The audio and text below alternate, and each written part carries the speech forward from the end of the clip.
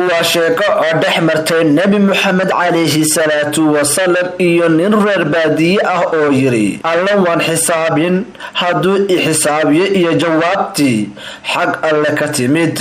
maalin nebiga sallallahu calayhi wasalam isagoo xaalada dadka eegaya iyo waxay ku hoolan yihiin fiirfiirinaya ayuu maqlay nin reer baadiye ah oo leh yaa kariim rasuulka wuxuu ku dhahay yaa kariim reer baadiyihii isna wuxuu ku celiyey ereygii yaa kariim. rasuulka ayaa mar kale yidhi yaa kariim. ninkii reerbaadiyihii inta uu fiiriye ayuu ku yidhi ninkaagan wejiga furan ee qaabka qurxan inaan reer baadiye ahay darteed miyaad iigu jeesjeesaysaa? ilaahay baan ku dhaartaye wejigaaga furan iyo qaabkaaga toosan ayaan kugu dhaafay ma ahane nebiga ayaan kaaga dacwoon lahaa. rasuulka inta dowla cadeeye ayuu yidhi ee walaal rasuulkaaga ma taqaan? wuxuu ninkii ku jawaabay maya, laakiin waan aaminay, mana arag waan rumeeyey, mana la kulmin. rasuulkii ayaa yidhi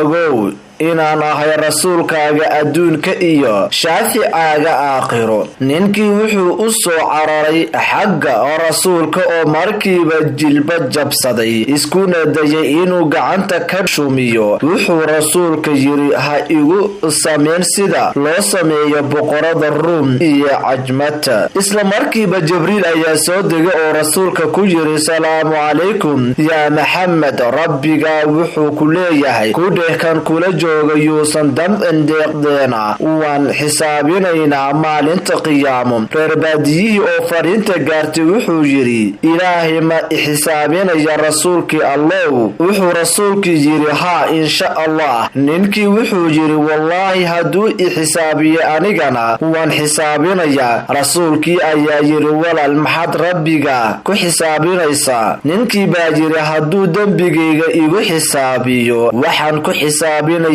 dembi dhaafkiisa. hadduu igu xisaabiyo baqaylnimadayda waxaan ku xisaabinayaa deeqsinimadiisa. hadduu igu xisaabiyo tabardaradayda waxaan ku xisaabinayaa awoodiisa. rasuulka waa uu ooyay ilaa ay ilintu garkiisa ka qoysay. jibriil ayaa soo degay oo yidhi rasuul allow rabbigaa wuxuu ku leeyahay oohinta jooji. waxaa oohintaada ku mashquulay malaa'igta carshiga tasbiixdooda midka ka oohiye kudhe yuusanna xisaabin ma xisaabinayne wuxuu noqonayaa rafiiqaaga jannada. haddaad ku raaxaysatay dhegaysiga ku salli xabiibkeena sallallahu calayhi wasalam. waa codsi ma aha amar. hadduu ku soo gaaro khayrkan allah dartiis u shargaray oo gaarsii inta kale si ay u dhagaystaan. mahadsanidin.